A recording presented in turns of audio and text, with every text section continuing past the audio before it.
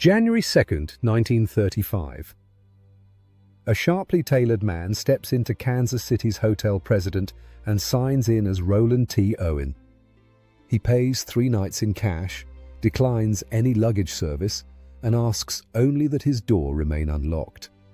Bellboy Randolph Probst notes the stranger's odd request for room 1046, an interior suite on the 10th floor that overlooks nothing but the silent courtyard below. In the man's overcoat pockets, a single hairbrush, a comb, and a tube of toothpaste. Probst pauses at the threshold to study a jagged scar above the guest's right temple and a cauliflower-swollen ear, faded reminders of a past life he has brought with him, and one he plans to leave behind. He is not Owen. He is 19-year-old Artemus Wilson Ogletree, born in rural Florida in 1915. At age 7, a cooking accident hurled scalding grease across his temple, leaving a permanent mark he cleverly hides under combed hair. By the spring of 1934, restless and wide-eyed, Artemus hitchhiked out of Birmingham, fueled by dime novel dreams and amateur boxing fantasies. Family letters portray a polite, soft-spoken boy with an appetite for adventure. Yet, when he arrived in Kansas City, he shed his name and his past.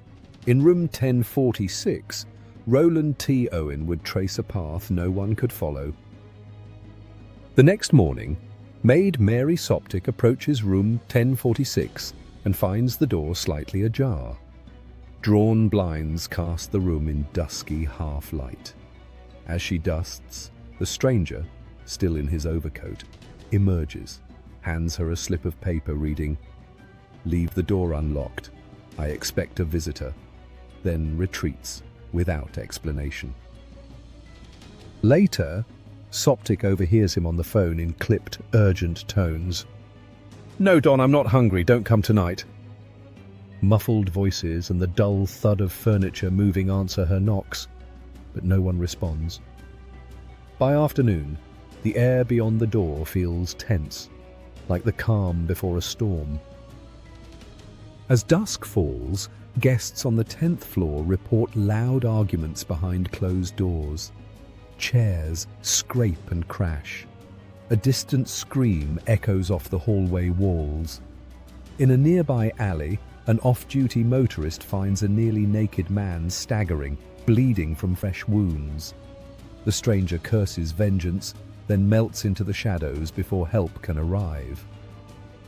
Inside room 1046, the phone rings repeatedly for someone named Don, each call more frantic than the last.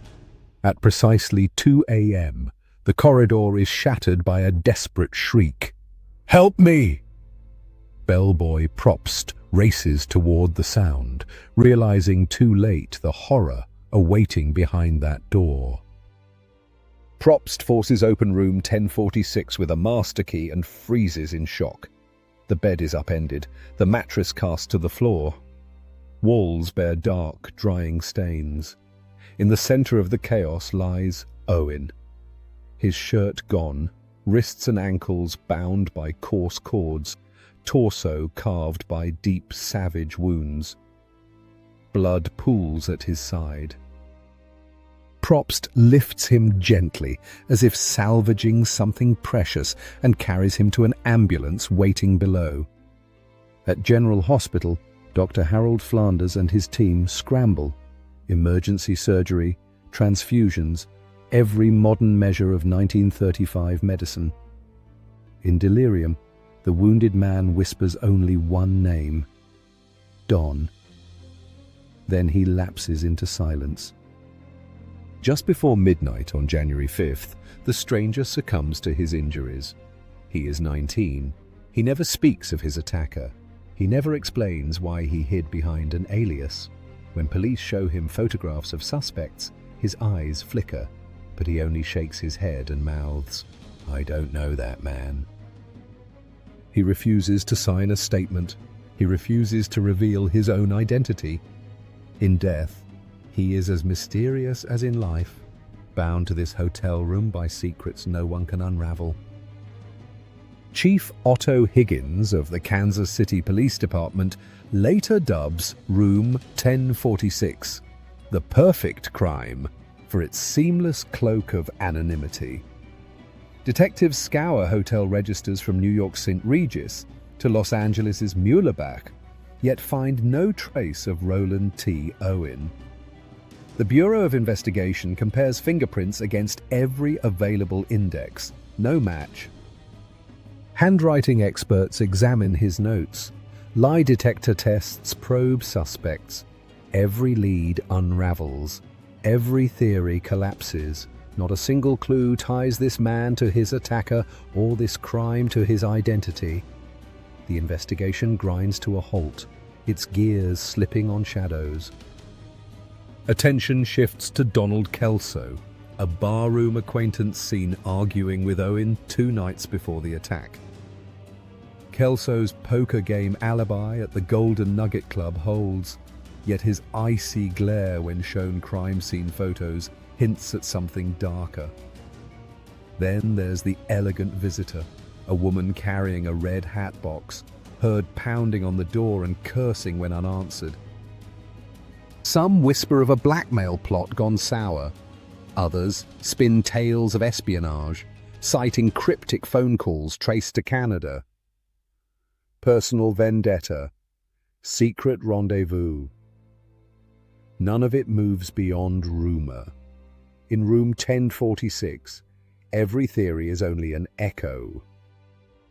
On the eve of a pauper's burial, an anonymous benefactor steps forward. Funeral costs are covered. A dozen crimson roses arrive in a white hat box, accompanied by a single card. Love forever, Louise. No return address. No name beyond that signature. Who was Louise? A lover seeking forgiveness? A conspirator silenced by guilt? Or a phantom in the margins of a life ended too soon? Her final act speaks louder than any confession and deepens the mystery, leaving investigators and historians equally baffled. By mid-1936, Ruby Ogletree of Birmingham identifies her son when she spots his scar in a newspaper photograph. She confirms his alias was only the first layer of his secrets.